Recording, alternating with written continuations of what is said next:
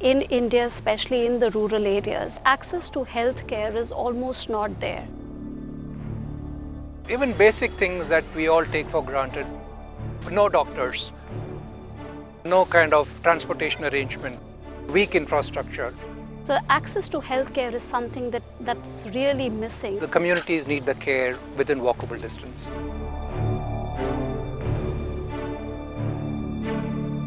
And steps are being taken.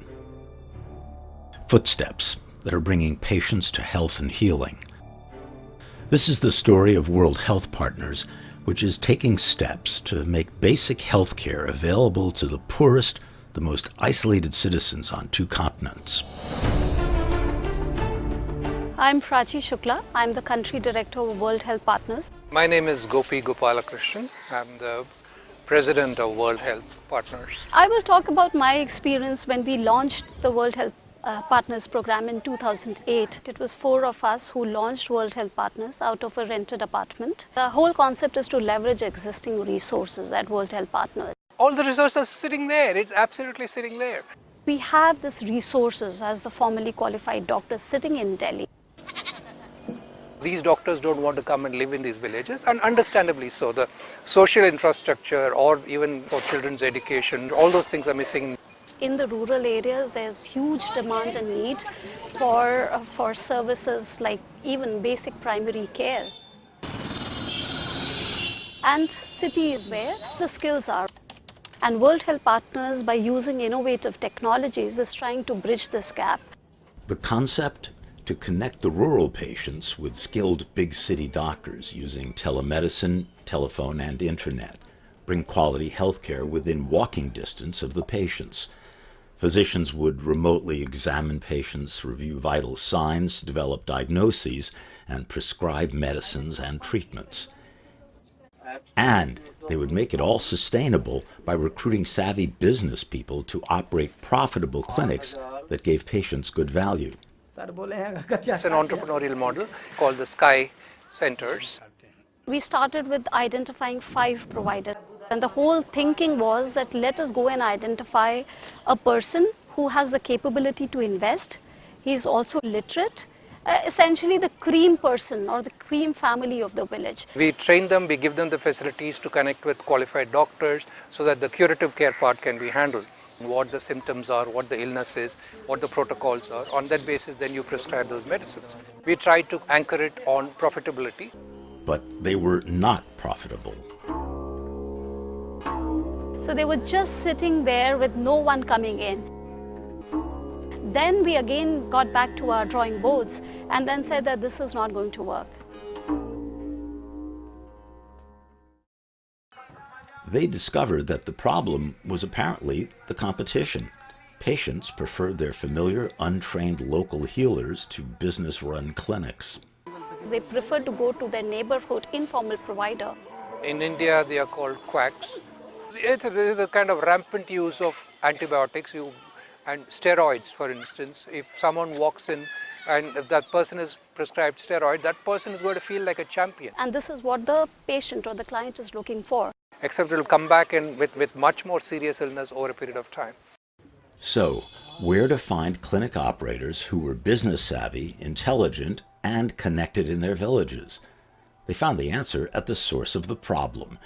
Many of those so-called quacks, the informal providers, were eager to upgrade their practices to modern medical standards. These fellows, right in the village, they're part of the community, so they are connected, they are available 24/7. They can extend credit because they know exactly who can pay what. They not only know each name of each member of the family, they probably even know the name of the cow and the goat in that family. Then we started working and identifying these rural providers who were the first point of contact for any village community providing health services.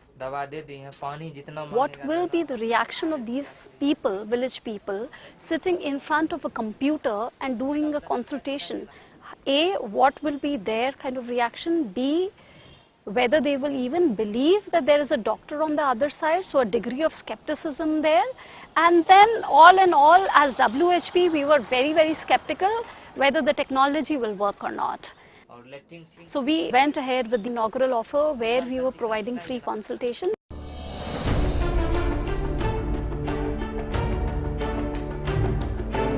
Oof, the response was mind-blowing.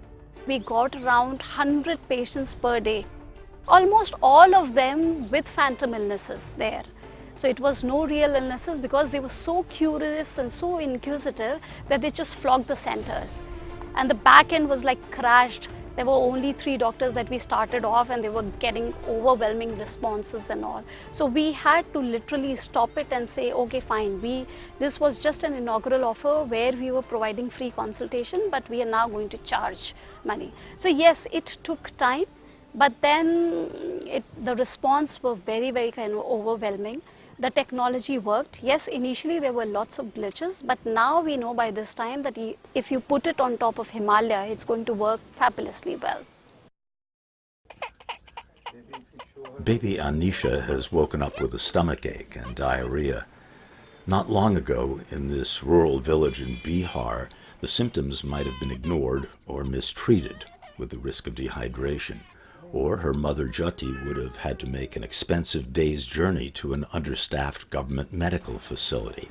But now, Anisha and Jyoti are within a half-hour's walk of a sky center in Cheriabariarpur.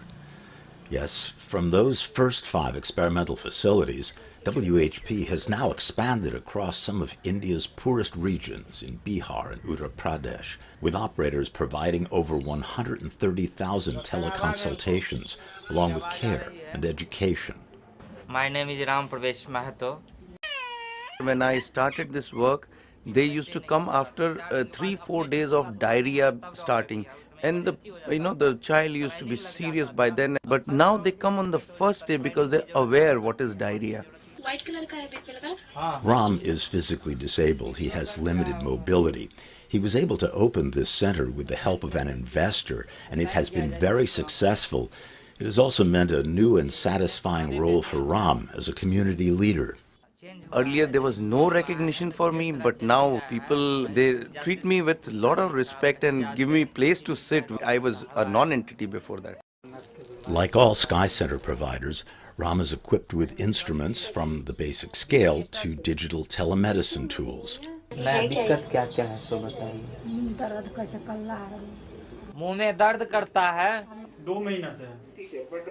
Ram gathers the necessary vital signs and symptoms, then connects his patient to this call center in Delhi. Here, a doctor reviews the patient's information, asks questions, examines conditions using a computer camera, and issues prescriptions. I trust the doctors a lot, and when I treat, people also think, that the doctors are from Delhi, so they also feel the treatment is better. The doctor sitting in a city is able to use certain algorithms that have been developed by an international team, drawn some of the best brains of the medical world, pro bono. Any doctor who provides the care from the other end will also conform to certain standards, ensure good quality service within the limitations that are available. Eventually, a system like this could be implemented at the free government-funded facilities. But for now, for patients like these, the Indian government's free public health care is a limited alternative. In the government facility, the treatment of the staff is not good. The medicines are not given right. The care is not taken there. The doctors are already not there.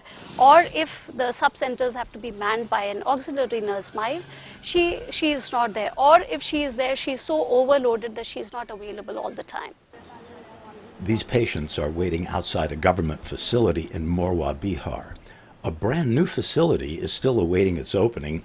Next door, in the old building, there is no medical staff to be seen, and the pharmacist says that they're missing more medicines than they stock.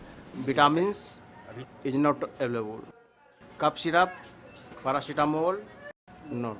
Iron tonic is not available. A 15-minute walk away from the government facility, there's a Sky Center with doctors from Delhi on the line. And like all Sky Centers, it also has a well-stocked pharmacy at competitive prices. Many of the medicines are the Sky Med brand. That's a quality-controlled source of funding to subsidize the Sky Clinic program. The medicines aren't free like the government facility, but patients are quick to point out that they are available.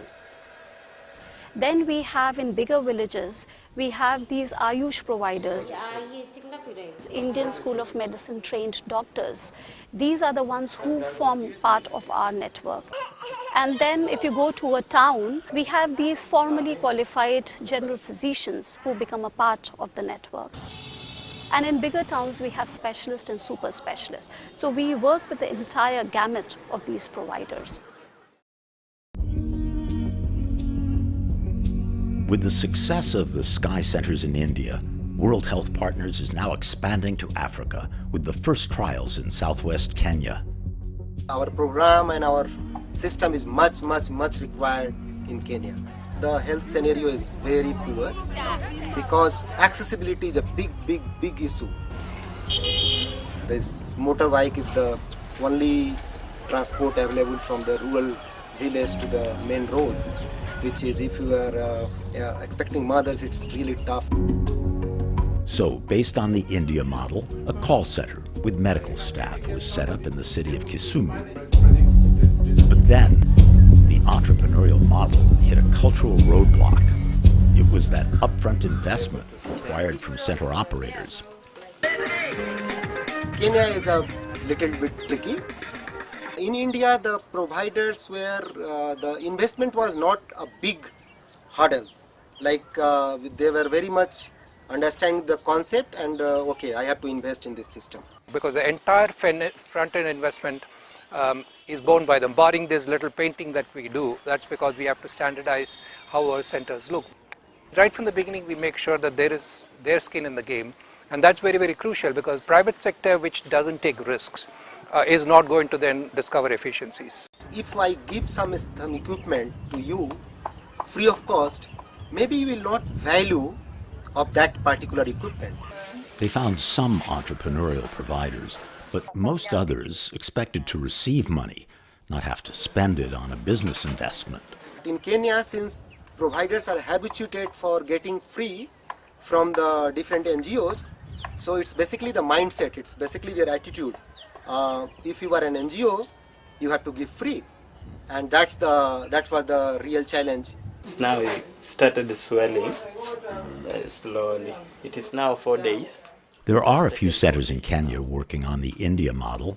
Zachary Otiena operates one here in Riyadh.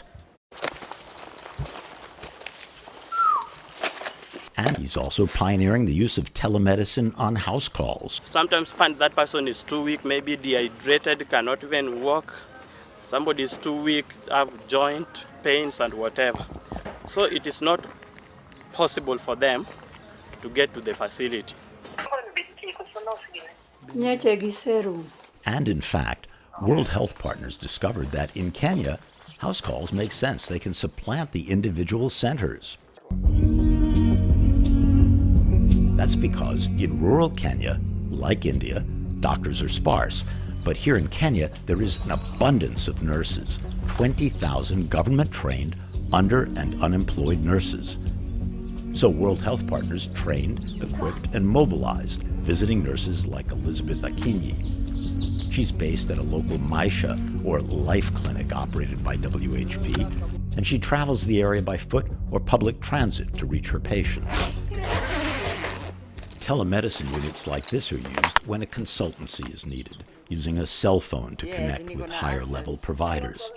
The nurse gets paid a commission for arranging prescriptions and referring patients to higher levels of care.